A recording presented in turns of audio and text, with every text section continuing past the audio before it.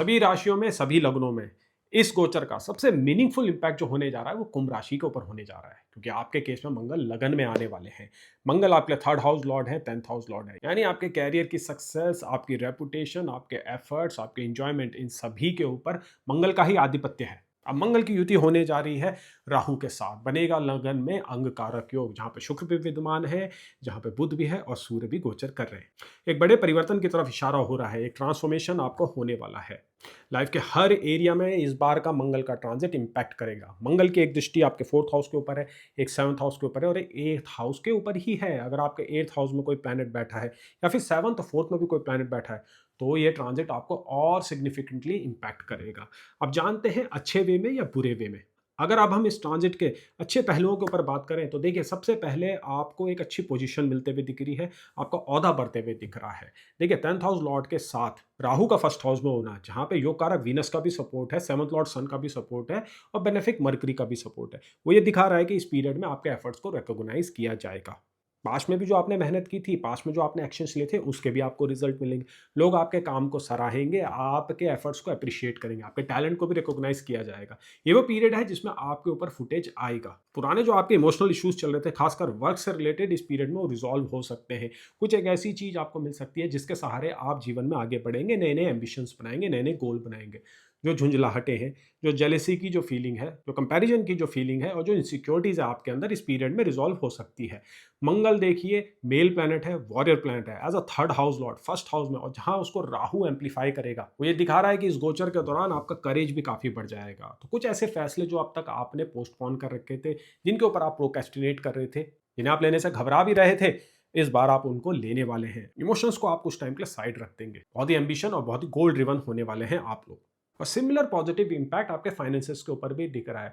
कहीं आपका पैसा फंसा था, वो आपको मिल जाएगा। रियल एस्टेट से भी गेन होते हुए दिख रहे हैं, क्योंकि मंगल जो है रियल एस्टेट के ही कारक है, उनका एस्पेक्ट 4th हाउस के ऊपर पड़ रहा है, जिसकी वजह से आप अपने गैजेट को भी अपग्रेड करते हुए दिख रहे हैं और अपनी गाड़ी को भी अपग्रेड करते हुए दिख रहे हैं। आपका काफी ध्यान जाएगा अपने लग्जरी के ऊपर, आप अपने अपीयरेंस के ऊपर भी काफी ध्यान देने वाले हैं और अपनी पब्लिक इमेज पे भी आप काफी वर्क करने वाले हैं।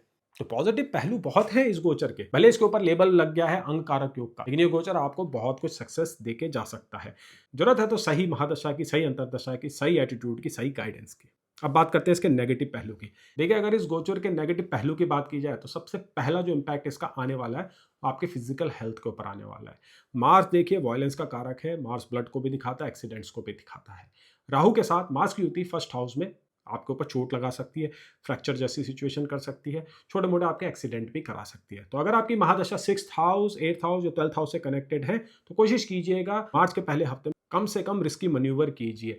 इलेक्ट्रिसिटी पे छेड़खानी करते हुए, कोई पावर टूल ऑपरेट करते हुए आपको काफ़ी सावधान रहना है। गाड़ी चलाते हुए भी आप चारों दिशाओं में देख के चले, ओवर स्पीडिंग ना करें, रोड रेज से भी बचिएगा। मार्स और राहु का युति फर्स्ट हाउस में जो है ना, नेचुरली एग्रेशन को बढ़ा देता है, तो आपको दिखेगा कि भी आप छोटी छोटी बातों पर गुस्सा कर रहे हैं, खासकर ड्राइविंग करते हुए ऐसी संभावनाएं बढ़ जाएंगी। और बहुत से ऐसे कुंभ राशि के जातक भी है जो इस गोचर के दौरान कुछ कॉस्मेटिक सर्जरी करते हुए भी दिखाई दे रहे हैं, कुछ डेंटल वर्क करते हुए दिखाई दे रहे हैं।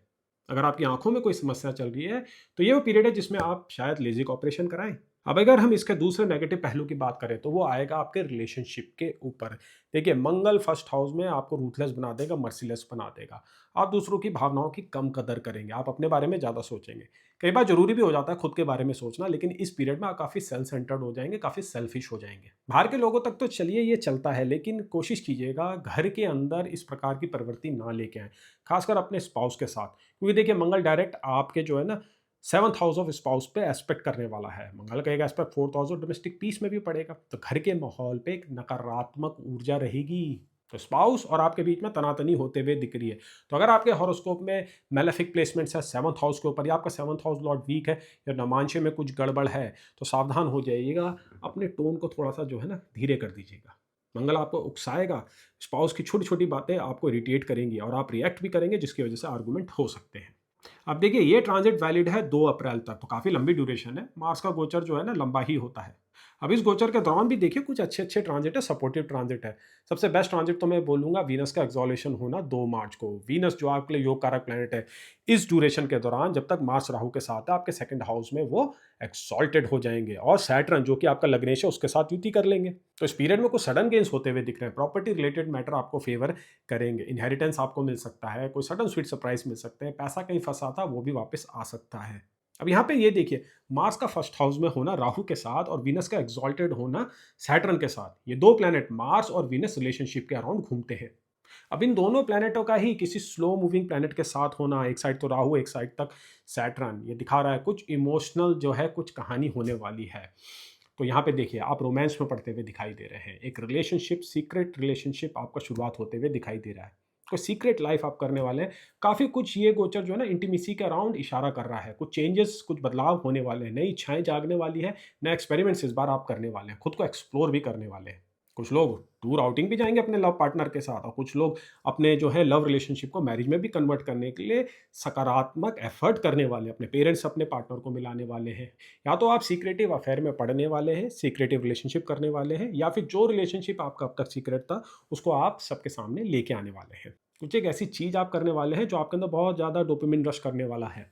अब मार्च के ही देखिए पहले 10 दिन में क्या होगा ना, जुपिटर जो कि आपके लिए 11th हाउस लॉर्ड है, सेकंड हाउस लॉर्ड है, फाइनेंसेस को कंट्रोल करता है, इनकम को कंट्रोल करता है, जो अभी आपके 5th हाउस में वक्री हो रखे हैं, वो स्टेशनरी हो जाएंगे।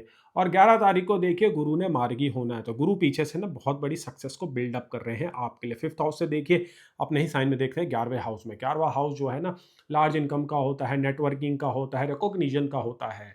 तो गुरु आपके लिए बहुत अच्छा रिजल्ट क्रिएट करने वाले हैं। अब मार्स फर्स्ट हाउस में क्या करेगा, आपको अलाउ करेगा उसको एंजॉय करने के लिए। मार्स एक्चुअली ना इस रिजल्ट्स को एम्पलीफाई कर देगा। राहु भी उसमें अपना रोल प्ले करेगा क्योंकि राहु और गुरु एक दूसरे को म्यूचुअली एस्पेक्ट कर रहे हैं, एक 5वें से कर रहा है, एक 9वें एस्पेक्ट से कर रहा है। तो कुछ अनयूजुअल घटनाएं होने वाली है। सक्सेस जो आएगी ना बड़े ही यूनिक मैनर में आपके पास आएगी। कोई एक ऐसी चीज़, कोई ऐसी घटना घटेगी जिसके बारे में आप अभी एक्सपेक्ट भी नहीं कर सकते, जिसके बारे में आप सोच भी नहीं रहे होंगे, ऐसा कुछ होने वाला है मार्च की 6, 7, 8, 9, 10, 11 तारीख में। तो बड़ा ही इंटरेस्टिंग होने वाला है आप लोगों के लिए। मंगल का ये गोचर, राहु और मंगल की ये युति, अंगारक योग जिसको हम बोलते हैं। हेल्थ के ऊपर कुछ नेगेटिव असर दिखा रहा है, रिलेशनशिप के ऊपर कुछ इंटरेस्टिंग कहानियां बनाते हुए दिखा रहा है, लेकिन आपके लिए आपकी लाइफ को एक अच्छा मोमेंटम भी ये देने वाला है। रेमेडीज में क्या कर सकते हैं? रेमेडीज में देखिए आप सबसे पहले दुर्गा सप्तशती का पाठ कीजिए। नवरात्रे आने वाले हैं, नवरात्रे में दुर्गा जी का जो है व्रत कीजिए। आप पहला भी रख सकते हैं या फिर पूरे 9 रख सकते हैं या फिर पहला और लास्ट वाला रख सकते हैं। और इस पूजा के दौरान आप अर्गला स्तोत्र पढ़िए, देवी का कवच भी पढ़िएगा।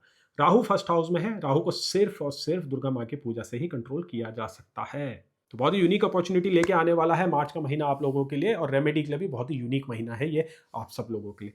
तो चलिए जानते हैं अगली राशि का हाल, जो कि है मीन राशि।